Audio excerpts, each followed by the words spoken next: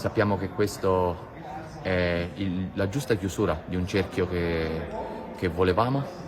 Se mi avessero chiesto cosa avrei voluto come finale per questo gruppo che ha scritto pagine importanti per questo sport, avrei scelto una finale di Champions League contro il Vakif. Ultima partita della stagione, possiamo dire anche tipo last dance di questo bellissimo gruppo che abbiamo creato in questi anni.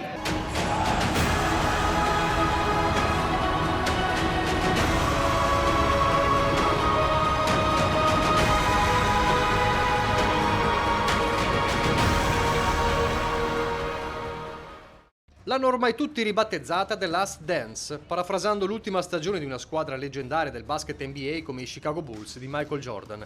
Ma qui siamo in Europa e il campo è quello del volley.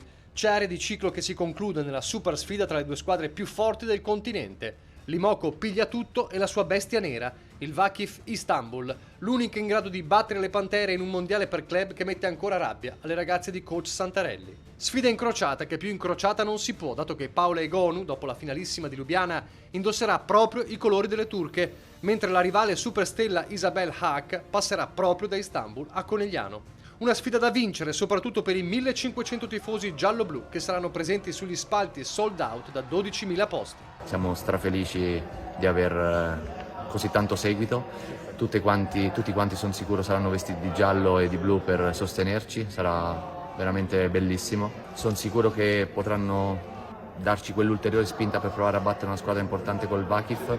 Sono felicissimo di avere loro al nostro fianco e speriamo di festeggiare qualcosa di bello insieme alla fine.